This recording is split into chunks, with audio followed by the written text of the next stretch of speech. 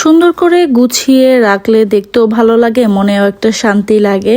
তো আমি সবসময় চেষ্টা করি যে আমার ছোট্ট বাসাটাকে একটু সুন্দর করে গুছিয়ে রাখার। তো আজকে একটা ফাঁকিবাজি আমি রান্না করব।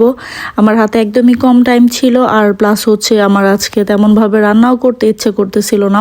তো আমি মুরগির পাখনা নামিয়ে নিয়েছিলাম, সেগুলি রান্না করব একটু আলু দিয়ে ঝোল ঝোল করে। আর সাথে প্রথমে কি রান্না করব চিন্তা করতে করতে পরে ভাবলাম যে তাহলে একটু খিচুড়ি রান্না করে ফেলি, তাহলে আমার জন্য সুবিধা হবে। তো মানে ভাত ডাল ভাজি এগুলি করতে একদমই ইচ্ছে করতেছিল না।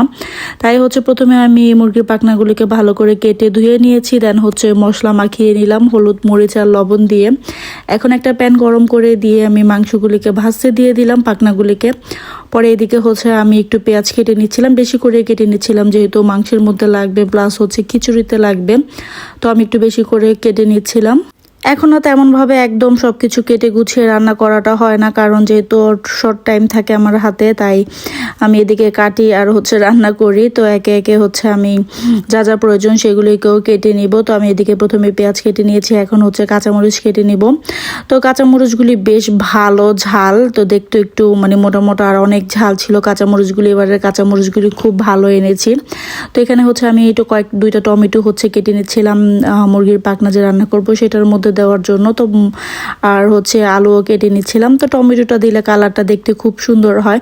তো আমি রান্না করার পাশাপাশি দেখা যাচ্ছে যে কিচেনটাকেও ক্লিন করে ফেলি, যতটুকু আমার মানে থালা বাসন বের হয় সেটাকে আমি ধুয়ে ফেলি। যে পোষণের কাজটা আমার শেষ হয়ে যায় সেটাকে আমি ভালো করে মুছে নেই। তো এদিকে আমার পাখনাগুলো ভাজা হয়ে গিয়েছে, সেটাকে আমি তুলে নিয়েছি। তো ওই প্যানে আরেকটু তেল দিয়ে পেঁয়াজ কাঁচামরিচ আর হচ্ছে গোটা গরমের মশলা দিয়ে একটু ভাজা ভাজা করতে দিয়ে দিয়েছি।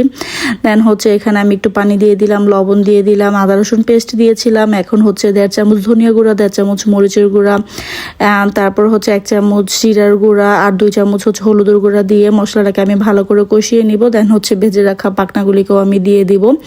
তো মাঝে মধ্যেই হচ্ছে এরকম ফাঁকিবাজি করে রান্না করা হয়।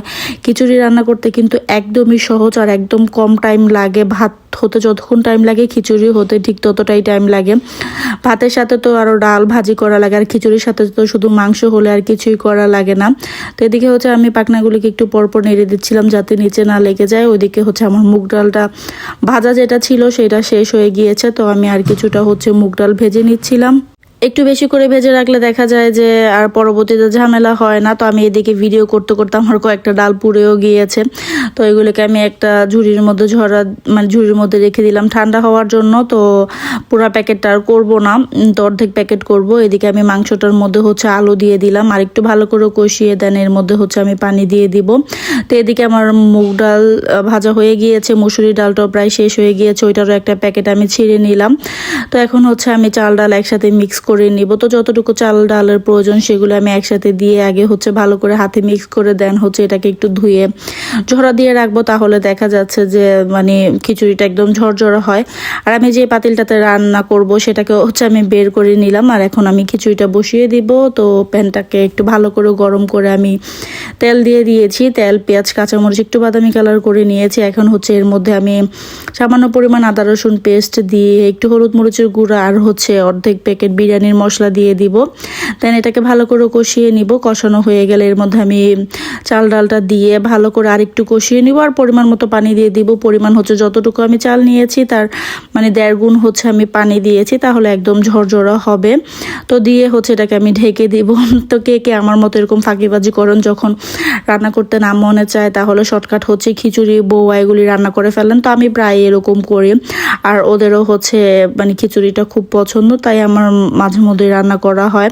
তো এই তো আমি একটু পরপর নাড়াচাড়া করে দিচ্ছিলাম, মাংসটাকেও নাড়াচাড়া করে দিচ্ছিলাম।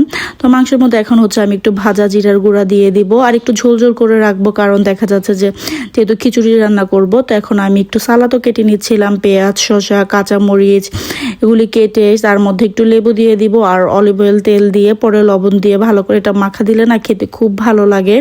তো একটু পরেই হচ্ছে সাজালের বাবা কাজে থেকে চলে আসবে। তো সাজাল স্কুল থেকে আসতে আসতে প্রায় 3টা সোয়া 3টা বেজে যাবে। তো আমি একটু লেবু দিয়ে দিলাম আর অলিভ অয়েল তেল দিয়ে দিলাম, পরে হচ্ছে লবণ দিয়ে মিক্স করে নিব। তো খিচুড়িটাও প্রায় ফুটে এসেছে, এর মধ্যে আমি একটু ভাজা জিরার গুঁড়া আর হচ্ছে ঘি দিয়ে দিব। ঘি দিলে খিচুড়ির গ্রানটা আমার কাছে খুব বেশি ভালো লাগে, তাই হচ্ছে এর মধ্যে আমি একটু ঘিও দিই, সবসময় দিই। তো ঘিটা দিয়ে এখন হচ্ছে দমে রেখে দিব। তো যাই হোক, আজকে ছোট্ট একটা ভিডিও, আশা করি আপনাদের ভালো লাগবে। যদি ভালো লেগে থাকে তাহলে অবশ্যই একটি লাইক দিবেন, আর ভিডিও সম্পর্কে কোনো মন্তব্য থাকলে অবশ্যই আমাকে কমেন্ট করে জানাতে পারেন। ফেসবুক থেকে দেখে থাকলে অবশ্যই ফেসবুক পেজটিকে ফলো করে দিবেন, ইউটিউব থেকে দেখে থাকলে অবশ্যই ইউটিউব চ্যানেলটিকে সাবস্ক্রাইব করে দিতে পারেন। ভিডিওটি দেখতে দেখতে ভালো লেগে গেলে প্লিজ শেয়ার করে দিবেন। তো আজকে এই পর্যন্তই, আল্লাহ হাফেজ।